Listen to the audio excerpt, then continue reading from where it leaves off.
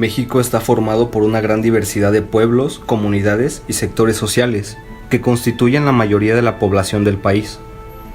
Lo que nos une y nos distingue del resto de la sociedad mexicana es que son grupos portadores de maneras de entender el mundo y organizar la vida que tiene su origen en la civilización mesoamericana, dado aquí a lo largo de un dilatado y proceso complejo histórico. La civilización mesoamericana es una civilización negada, cuya presencia es imprescindible de reconocer. No podemos seguir manteniendo los ojos cerrados ante el México profundo. No podemos seguir ignorando y negando el potencial que representa para el país la presencia viva de la civilización mesoamericana.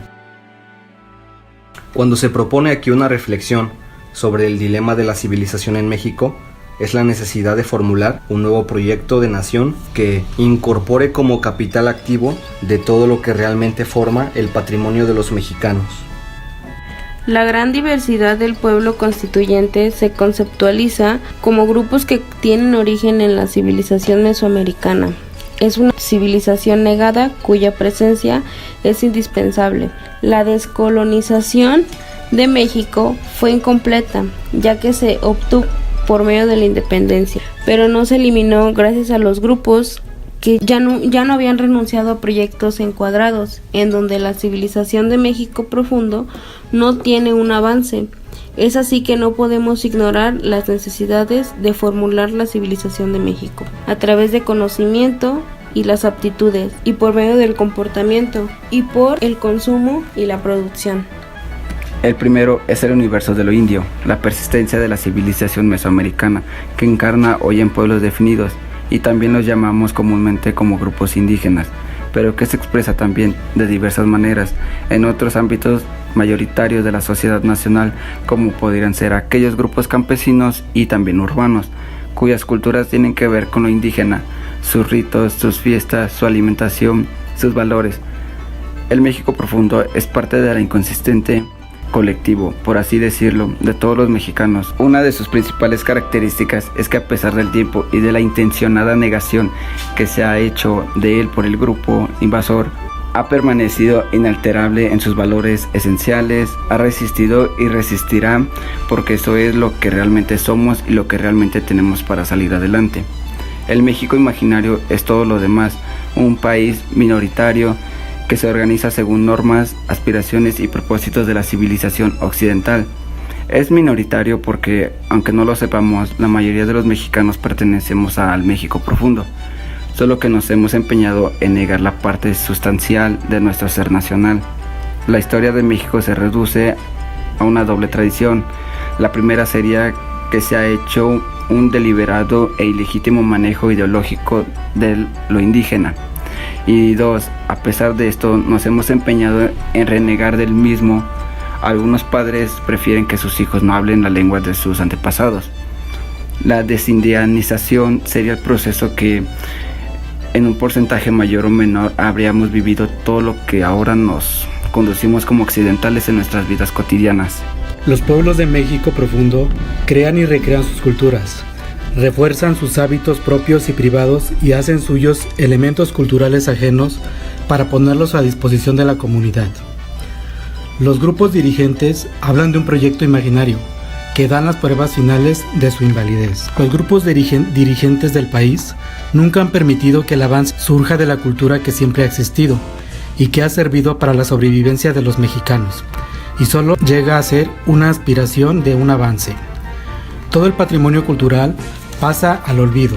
Hay un orgullo circunstancial por un pasado que se asume glorioso, pero se vive como cosa muerta y solo se usa como turismo. Ese pasado lo usamos como un pasado del territorio, pero nunca a fondo como nuestro propio pasado. Nos habla en contexto de casi todas las tribus indígenas que habitan en territorio mexicano. Por ejemplo, la zapoteca, que se encuentra en Oaxaca, los olmecas en Yucatán, los remojados en Veracruz. Menciona cómo la influencia de la cultura madre se hace evidente en estas regiones.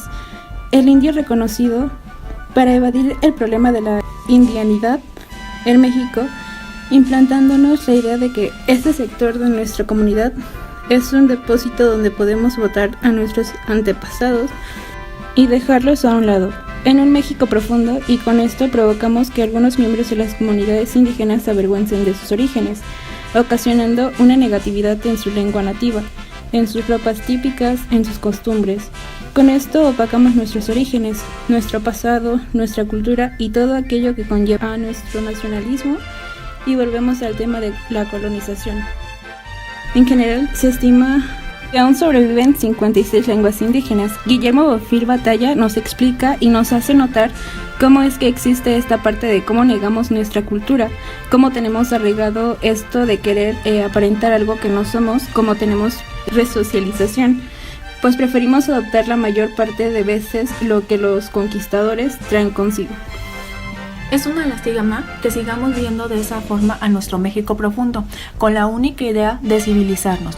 Buenfil hace una definición muy clara del indio. Dice: permanecer en una colectividad que posee una herencia cultural propia, que ha sido forjada, transformada e históricamente por generaciones sucesivas. Para Buenfil, los indios tienen un arraigo a la tierra, a la que no conciben como mercancía, y no la ven así, por el simple hecho de que es la madre tierra, la que provee. Son ajenos al concepto del salario, son extremadamente respetuosos de las autoridades y las formas de organización que ellos mismos proponen. Poseen una autonomía que se ven en otro tipo de sociedades y sobre todo actúan en comunidad para producir mediante su propia actividad, que es la agrícola, como base del sustento de alimento y comercio de su sociedad. No podemos seguir negando a nuestras raíces mesoamericanas. Debemos tratarlas como capital activo.